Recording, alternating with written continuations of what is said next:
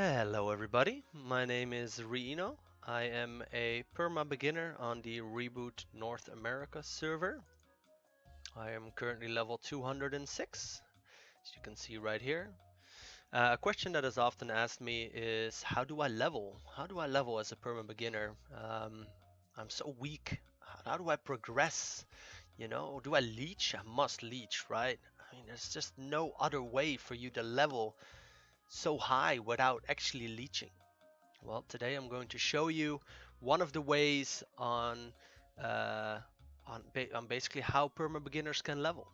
Now, this story starts in Momijiagaoka, if I pronounce that right, probably not, because I'm very Caucasian. It's basically this map right here. As you can see, it's the map of the Kana and the map of the Hayato. If you enter the portal here on the far left of the map, you shall enter the starting area of the Princess No party quest, also including the Princess No alter ego, which is what we're going to do today. Now, a little introduction. The Princess No alter ego is basically a boss rush dungeon. It has 5 stages and you have a maximum of 15 minutes to clear it. Any class, or perma beginner for that matter, can enter, because when you're inside you will be transformed into a ayame with skills to complete the actual runs. You can do 7 runs a day, so it should not take you that long daily. And with my current range, which I can show you just real quick, it's 280, 290k. You can complete this in about 7 to 8 minutes per run. Now, all these runs together give you about 208 to 209 million EXP, which is excluding the use of any EXP bonuses such as gold potions, MVP buffs, or anything of that matter. Now, we're going to jump right in. I'm expecting to be taking about 8 minutes. I am going to activate a red and a green potion. I'm not going to use any gold potions or anything like that, because this run is just for me to show you how to do this. Now, the first things first. What I will do usually is activate my pet, which I have right here. This pet has several functions. One is to give me potions, just a lazy habit that I picked up over the years. Kind of stopped using potions manually. Pretty sure I could do it manually, but it's not, you know, why would I? It's not necessary. Now, another thing that this pet does is it feeds me all cures, and this is very important. There's a lot of stages in this boss rush dungeon that will require you to you will get status effects, right? And these all cure potions are very useful to cure these status effects, especially in the last stage. I'll come to that later. Another thing which you'll want is a familiar. I'll explain why in just a minute. The familiar that I usually use is a leprechaun. The reason for this is the leprechaun has a high hit rate, which means that he hits very frequently in a short amount of time, which will be very useful, and I'll show you that in a minute as well. So we have our familiar out, we have our pet out. We will now enter by clicking on Ayame, go to the Heisen dungeon, defeat Princess No alter ego. The difference between Princess No alter ego and the regular Princess No, as far as I'm aware, is that Princess No alter ego is just a little bit more easy. Lower HP pools for the bosses. Some mechanics that are in regular Princess No are not in the alter ego. We will create a party because that is required from us. And then when we're ready to enter, we will just click on Ayame again. As you can see, you must enter as a party of 1 to 3 people. What do you want to do? You want to enter, click next. Now, as you can see right here, we're immediately in the action. The timer is running on the top. This is a basically a reskin dodo. It's called Mikagami. Basically, this boss requires hits over damage. This is the reason why I brought my familiar. As you can see, it has quite a large HP pool for just doing hits, so basically you want to just be able to hit it as fast as you can. As you can see, it has an annoying teleport as well. The second you do damage to it, it will teleport you away. I figured out that basically the best way to deal with this is to try to lure it a little bit towards the side that we're standing right now. This is at least how I usually do it. I'm sure there's better ways. And then when it's about there, you just kind of hit it again, because then there's a large chance that it will either teleport you to where I'm standing, right here, or teleport you to right here, which makes that you're still pretty close to the dodo. As you can see, this is a pretty annoying round. Now, this phase usually takes me about 2 minutes with my current amount of range. There's not much I can do to speed this up, I feel, by just trying to keep hitting it and trying to speed up the process. Yeah, you can see right there, I got teleported again very close to the dodo, and now teleported reasonably close, so that's kind of again I got teleported really close and somewhat close. So I feel that holding the dodo in that spot is the most efficient way. Now I can already tell you a little bit about the next stage. The next stage is a boss, which I'll show you in a minute. It's a katana swinging boss, but she also has some guards, and her guards have the same principle as this boss right here. They prefer hits over damage. So for that phase as well, it's very important that you'll have a familiar with you. I feel that in this phase at least, the leprechaun familiar takes away about 30, maybe even 40% of the damage done to this Mikagami, the boss. Right now I'm doing a little bit slower because I'm also showing you a couple of things. So from all these stages all together, this stage gives the least amount of experience. As you can see here, it gives 1.5 mil EXP. It's not that much. And then you have this stage. Now I usually open this stage immediately by pulling aggro on these spirit walkers that you have around her. You can see the boss standing right here. For a small strategy here, what I usually try to do is lure away the spirit walkers and then burst her with the gunpowder blossom. And it's a high damage, single shot, single target. So I try to get these spirit walkers out of the way. As you can see, I kind of push them by using my gunpowder blossom, just the regular one, not the ultimate range, but just the link. And then I try to get them out of the way. Now she's dead, as you can see. I get about 2.9 million EXP, and what I now do is I usually try to lure these guys again by pulling aggro, and I try to lure them to the right. And the reason why I pull them to the right and not the left is because this is the portal where we'll have to go through once we're done with this run to proceed to the next stage. So it's just kind of like to shave off like a second or 2 or 3 seconds to of this stage. This stage altogether takes me about 2 to 3 minutes before we get to proceed to the next stage. And what I usually do here, as you can see, the skill that I'm using right now is the Link, the Gunpowder Blossom Link. Has a max enemies hit of 4. As you can see, there's 5 Spirit Walkers that guard her.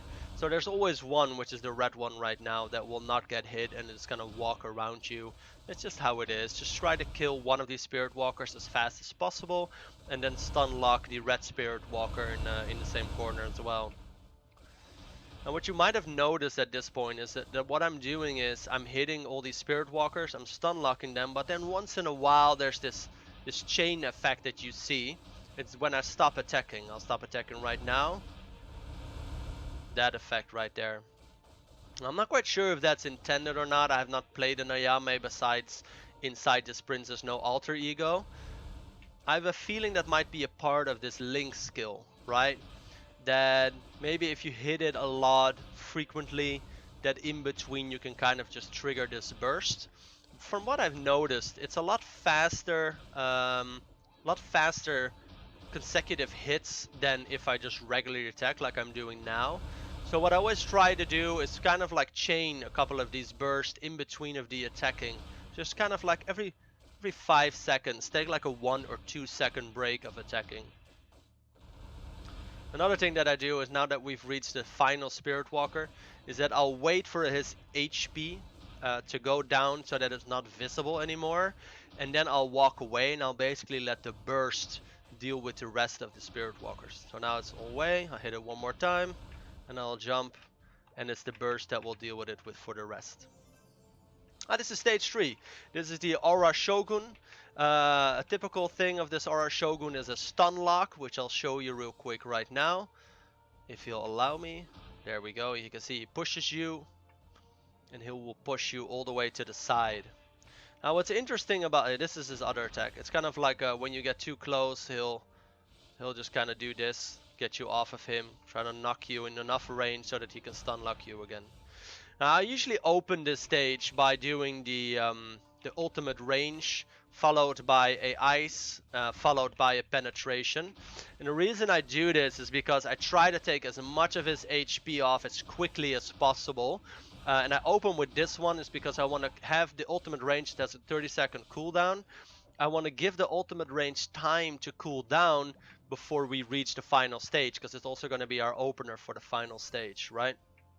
Now this, I'm just going to burst through this. I'm very sorry. I usually burst through this very fast. Got enough range now to kill it. So I'm not going to I'm not going to show you this 4th stage, but I'm going to tell you a little bit about it, all right? So this 4th stage, this priest that I just killed is called Miroku. Miroku has a very big HP pool. And the reason why I always burst this guy down by using this mysterious burst, it's a skill that I'm hovering over right now, is because it has a 1-minute cooldown, which is kind of invisible, as you can see right here, but it doesn't show you on the skill itself. Once you click it, you can spam the button that you have it on, and it will do an insane amount of damage. The reason why I do that is because this Miroku guy has a very, very annoying interrupt skill. So what it does is, he will get close to you, he will create a sort of cloud, and as long as you're within that cloud, he will just interrupt you on any skills that you do. So doing Link or doing the penetration or any skill like this, it gets interrupted by him, which is very annoying. You cannot really kill him fast.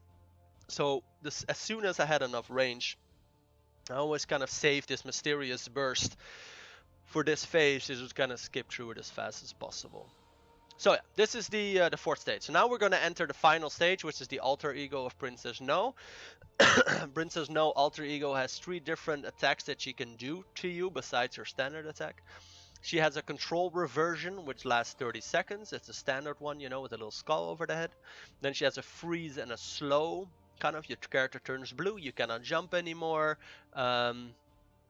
And you'll get frozen in place. And the slow that she has is that you're just slowing down with everything, your attacks and stuff like that as well. And then she has a damage over time, which is probably the most dangerous one. It does 1500 damage per tick. I believe it's per second, not quite sure, quote me on that, don't quote me on that. But that is fixable with an all cure. So again, the importance of all cures is very, very apparent here. And then she has a standard attack, which she does is that if you're, I'm not quite sure if you're like within or outside of a certain range, she teleports, she disappears in the air, and then she jumps back down, and you can dodge that. I'll show you in a minute. You can dodge that by jumping exactly at the moment that she comes down. So again, for this stage, all cures are very important. So the first thing that I do is I open again with a burst, which right now was very low, followed by a penetration and by an ice. And I kind of want to like trade off penetrations and ice. I'm trying to avoid her range a little bit so that she doesn't stun lock me or freeze me. So this is her jump. She teleports and she jumps, and then I can dodge that by jumping exactly at that right time. I'm very glad that I didn't kill her fast enough so that you were able to see that. Here she jumps again, and we'll dodge it again by jumping it at that moment. Now, this is the ultimate range is for me very important because it takes large chunks of health away from her. So I always try to just make sure that that is off cooldown before I enter the stage. And then usually I can do it in like once or twice is usually enough for me to kill this boss. And that's it. So now she's dead. We got 14.8 million experience. Um, that's also very, very interesting, which I forgot to tell you, I'll tell you right now, is that in all these stages of the Princess No Alter Ego, you have burning maps. Now, I don't believe, besides Perma Beginners, anyone is really doing Princess No Alter Ego. I asked in my guild and in my alliance, and everyone was like, I'm sorry, what kind of content are you talking about? Like, I've not heard of this ever before. Oh, yeah, you know, and then they say, oh, yeah, it's this thing that you need to do to get the Kana ring or the belt or the shoulder right from the set. So nobody really does this, so you'll pretty much always have 100% burning maps, and it's obviously you can combine this with MVP buffs or XP events, which makes it really nice. All right, so then once you're done, you go out here. This is a boss reward based experience, by the way. So as soon as you kill the boss, you'll get the experience.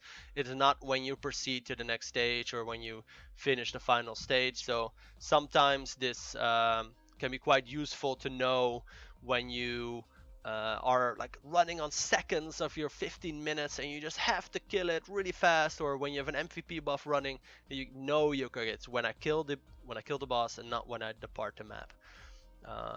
So when you're done, what I usually do is that I exit by clicking on the Yama again and I leave Heisen, and then what I do is I basically switch channel. I'll just show you.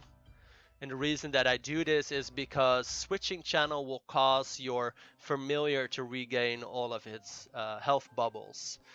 This saves time. I believe you can also go into the cash shop. I personally think that switching channels is nice because you're also guaranteed that you'll get a fresh burning map, pretty much. And then you go back here and rinse and repeat. We're back at the start. You can go in and you will defeat Princess No Alter Ego. Damn, this video has been going quite a while, 17 minutes. I had no idea this was going to take me this long to explain it to you guys, but I hope I was able to go in depth a little bit and show you one full run beginning to end. On purpose, I did not take any MVP buffs or anything like this. I just wanted to show you like blank, clean, you know, how I do it, and yeah, when you have a certain amount of range, you can clear this pretty fast. I'm hoping that after next DMT, I'll be able to clear it in under 5 minutes. You know, basically making it a very small daily amount. For me personally, at this level, at level 206 as a Perma Beginner, doing this 7 times a day with MVP buff on and with a gold potion on and with the burning map, it gives me about 13 to 14% experience of my total level. So yeah. Thank you very much for watching. I hope this was somewhat educational or whatever you want. If you have any questions, just leave a comment or anything like that. And you know, you can always just add me as well in game and send me a message. It's Riino and I'm on Reboot. All right, love you guys. Have a good day and see you later. Bye.